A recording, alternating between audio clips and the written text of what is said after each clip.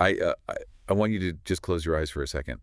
There is a very specific sound that I think almost everyone recognizes instantly. Oh, You absolutely. don't even have to be in the military to know it. It's those 24 notes of taps. It is haunting. It's really one of those sounds that just immediately changes the temperature of a room. It really is. Yes. And when you picture that moment, the cemetery, the neatly folded flag, that sharp snapping salute, you picture absolute perfection. Right. You assume that the people performing that ceremony are the absolute best of the best. Exactly. Operating under a system that is ironclad. Because the promise the military makes is that no one is forgotten. That is the contract. It's the final check the nation writes to a service member. I mean, it's the absolute last thing a country can do for someone who served. And this is why we're here today. We have a stack of documents that suggest that check might actually be bouncing. Yeah, it's a heavy topic today. It is. We're doing a deep dive into a very intense position paper, along with a series of articles by John K. Marshall. Better known in the military community as the drill master.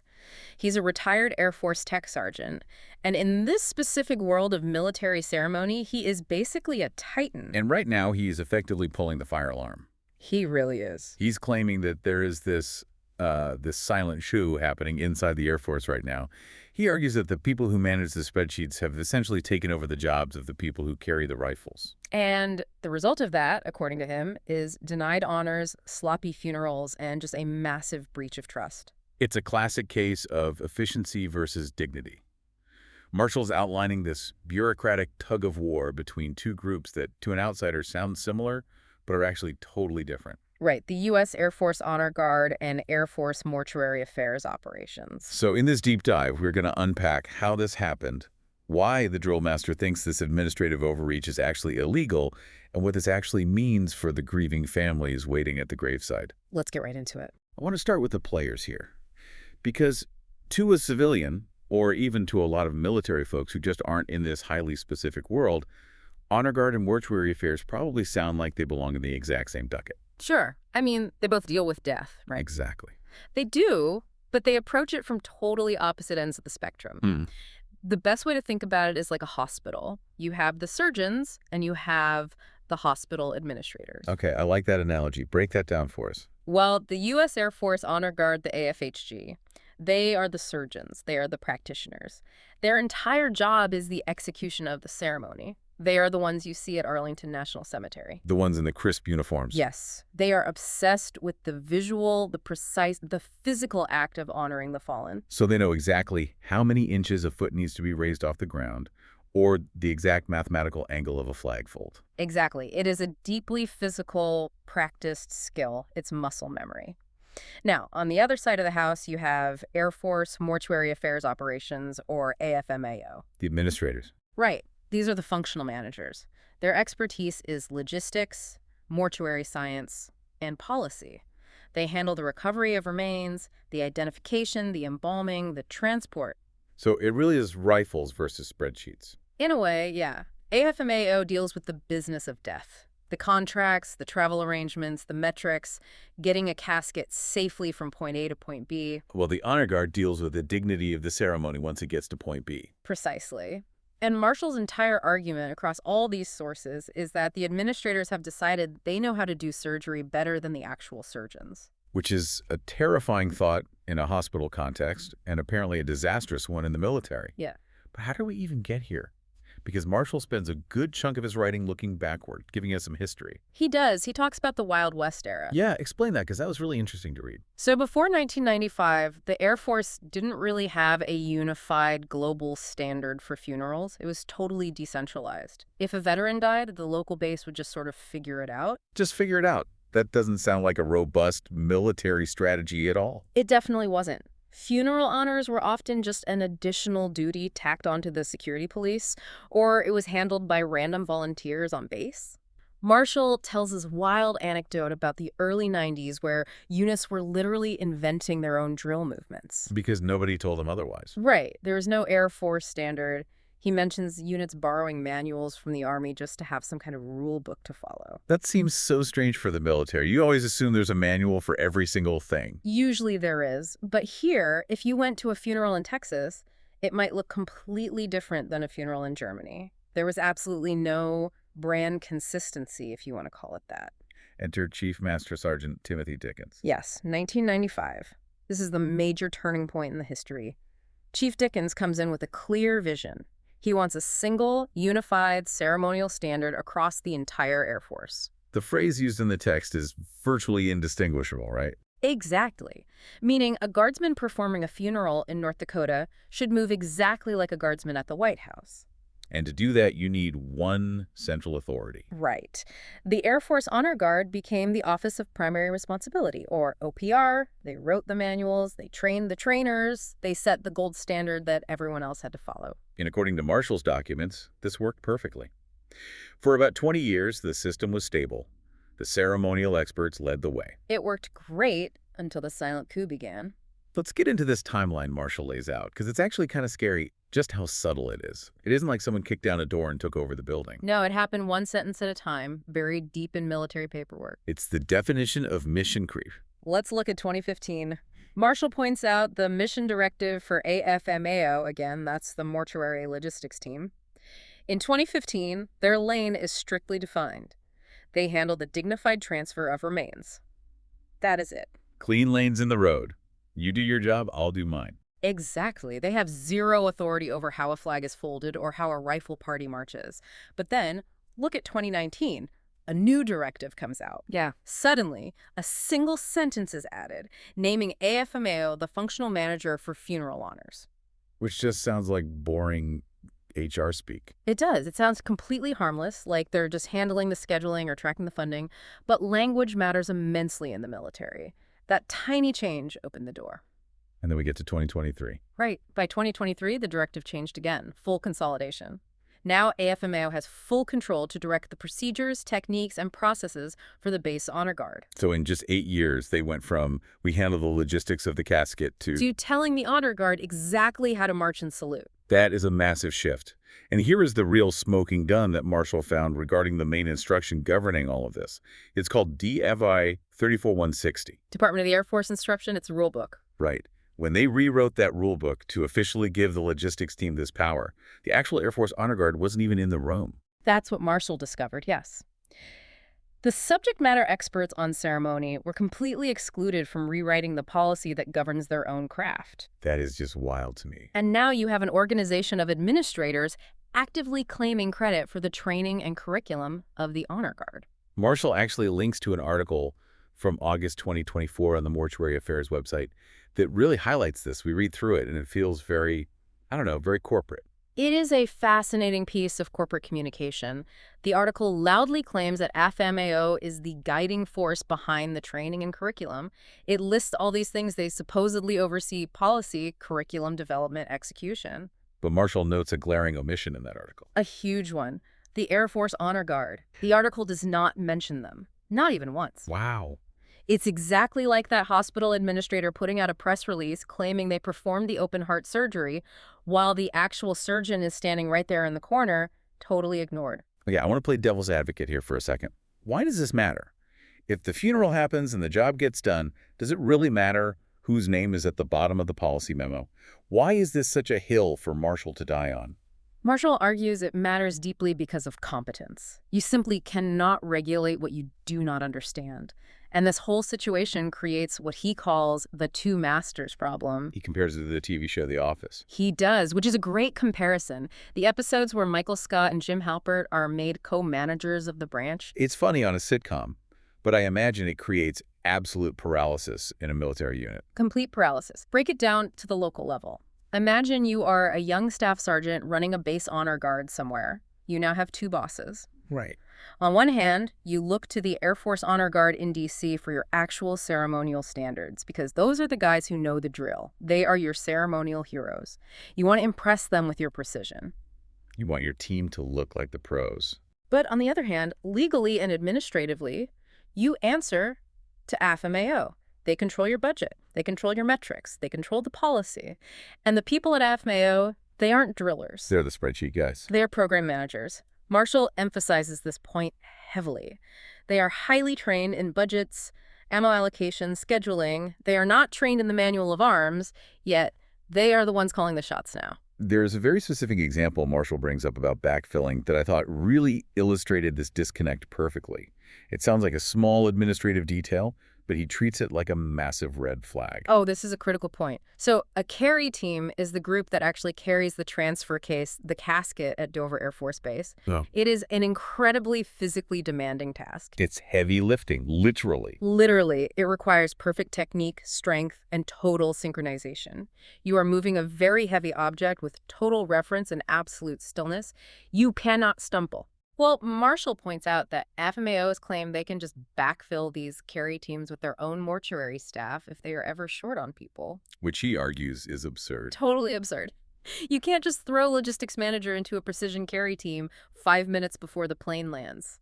It strongly suggests that FMAO views the Honor Guard as just unskilled labor. Like, oh, anyone can carry a box. When in reality, it's a highly technical practice skill. Exactly. It shows a fundamental lack of respect for the craft itself. And Marshall's point is, if the people running the program don't respect the skill required to execute it, the standards are going to start slipping. So we clearly have confusion at the top, but I want to know what this actually looks like on the ground for the troops. Marshall talks about MPA positions being cut. What does that mean for the airmen actually performing the funerals? MPA stands for Military Personnel Appropriation. Basically, it's a specific pot of money used to bring reservists onto active duty for a set job. For the Honor Guard, these reservists are the beating heart of the local programs. Because they provide continuity. Right. Active duty folks rotate out every few months to go back to their regular jobs. The reservists stay in place for years. They hold all the institutional knowledge. They're the ones who remember how to orchestrate the really complex funerals. They're the institutional memory. Yes. Well, the logistics managers at AFMAO, looking to streamline the program or save some budget, started cutting those MPA positions. Choosing administrative efficiency over operational effectiveness. And the result, according to Marshall, is chaos. He scoured Reddit and various military forums to see what the troops are actually saying on the ground. The consensus is that local programs are just falling apart. What happens without those experienced reservists? You end up with local commanders using the Honor Guard as a dumping ground. A dumping ground? That sounds awful. It is. Commanders are reportedly sending bad airmen to the Honor Guard to be fixed, or just to keep them out of the way of the base's real mission. Wow. Or they put very junior staff in charge of incredibly complex programs. Marshall mentions junior staff sergeants being forced into NCOIC roles, basically running the whole show, which used to be led by heavily experienced senior NCOs. So the prestige of the unit is just gone. It's being treated like a chore now, like pulling guard duty or cleaning the latrines. And that leads us to the darkest part of this entire deep dive, the actual real-world consequences. Because when you degrade the training and you cut the manpower and you confuse the leadership eventually, you are going to fail the mission. And the mission here isn't filing a quarterly report on time. It isn't fixing a jet engine. It's a funeral for a veteran. Marshall claims this bureaucratic mess has led directly to grieving families being told no. Denied honors. Yes, requests are falling through the cracks. Teams are simply not available to perform the ceremony because the manning was cut by a spreadsheet somewhere. That is just heavy. That is the one thing a military cannot mess up. Yeah. He says families are actively being denied the honors their loved ones earned because the system is just too broken to provide them anymore. And it gets heavier, actually. Marshall brings up the dark history of phony ceremonies to make a point. I saw that. He references some major scandals from the past, like the JPAC issues. Right. Now, to be completely clear, we need to state that he is not accusing the current leadership at AFMAO of faking ceremonies right now. No, he's using it as a historical warning. Exactly. Years ago, there were massive scandals where mortuary units performed phony ceremonies over empty transfer cases just to look good for the cameras. Or cases where remains were mishandled and ended up in landfills. Which just makes your stomach turn. His point in bringing that up is this is what happens when you let logistics agencies strictly police themselves without independent operational standards. When metrics like how many cases did we process today become more important than ethics, you get ethical drift. It's the danger of looking good on paper. He's saying, we are walking down a very dangerous path where looking good on a spreadsheet is becoming more important than doing right by the fallen. And we should point out, he is not just writing a grumpy blog post about this. He is taking it to the absolute limit. He is citing the UCMJ, the Uniform Code of Military Justice. Yes, specifically Article 92, dereliction of duty.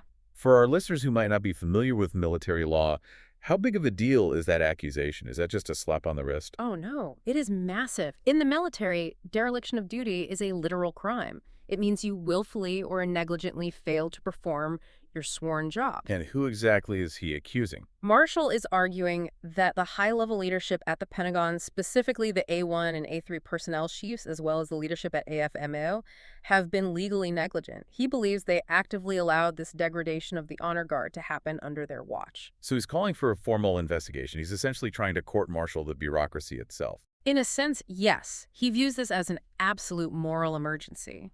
He truly thinks the Air Force is breaking its sacred promise. Okay, so the drill master has clearly identified the problem. He's identified the players. Does he actually have a solution? Or is he just yelling at clouds here? Oh, he has a very specific plan. He calls it the three-pronged fix.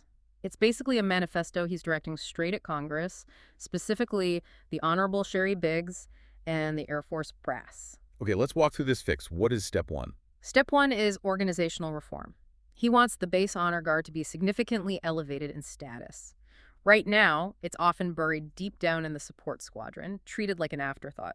He wants it to be officially designated as a wing-level agency. Which means what, practically speaking? It means real clout. It means the head of the honor guard reports directly to the wing commander, the absolute boss of the base. It gives them institutional protection. And he also wants changes to the staffing, right? Yes, he wants mandated permanent staffing. No more rotating random people in for 2 months at a time. He specifically calls for permanent captains as the officers in charge and tech sergeants running the programs. So they actually have the rank to say no to bad ideas from other officers. Exactly.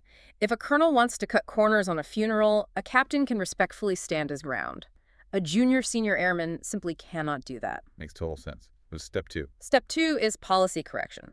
He demands an immediate rewrite of that rulebook, DAFI 34160. Basically put the actual experts back in charge of their own job. Yes. He wants the Air Force Honor Guard officially designated as the sole office of primary responsibility for all ceremonial standards and training. And he wants FMAO firmly relegated back to logistics and policy only. Back to their own lane. You handle the transport contracts, we handle the rifles. Precisely. And then the third prong is accountability. He wants a full GAO audit. The Government Accountability Office. Those are the heavy-hitter auditors Congress sends in when money or ethics are seriously in question. He wants those auditors to come in and look exactly at how that policy rewrite happened back in 2019 and 2023. He wants to know who opened the gate for this Trojan horse, as he calls it.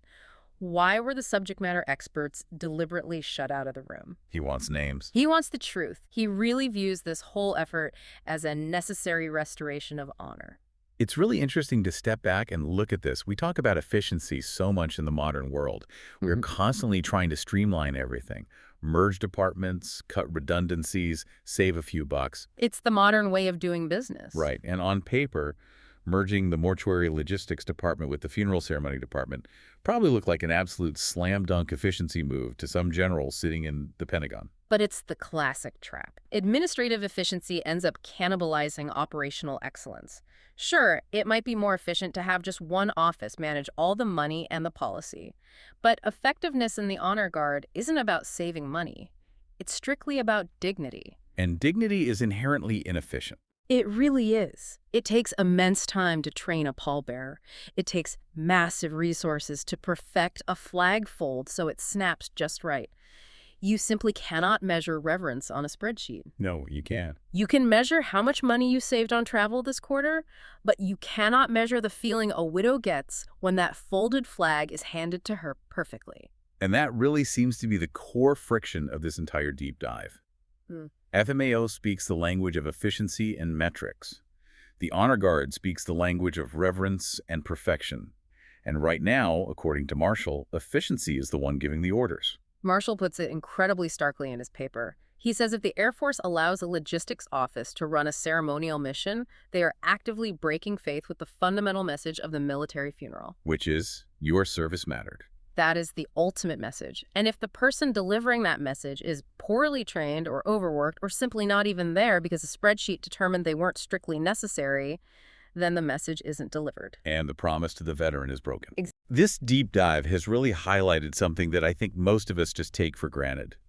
We see the crisp uniform, we hear taps, we see the jet fly over, and we just assume the machine works flawlessly behind the scenes. But there are people inside that machine fighting tooth and nail every single day to keep those standards high. And sometimes those people have to go completely outside the chain of command, write fiery position papers, and risk their own professional reputations just to save the tradition. That is exactly what we're seeing with John Marshall. He isn't doing this for a promotion or for money. He's already retired. He's doing this purely because he believes in the mission of the Honor Guard. It leaves me with a pretty lingering question, honestly.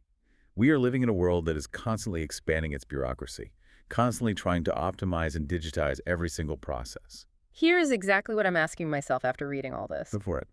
How many other sacred traditions in the military or anywhere else are being quietly rewritten right now by people who have never actually performed them? That is a chilling thought. How many operating manuals are being heavily edited by administrators who have never held the rifle or flown the plane or turned the wrench? Because if the real experts are locked out of the room, who is actually running the show? That is definitely something I am going to be thinking about for a while. Yeah. A huge thank you to the extensive work of John K. Marshall for providing the source material for this deep dive. It might seem like a niche topic on the surface, but the emotional weight behind it is just massive. Absolutely massive. And thank you for listening. We will catch you on the next deep dive.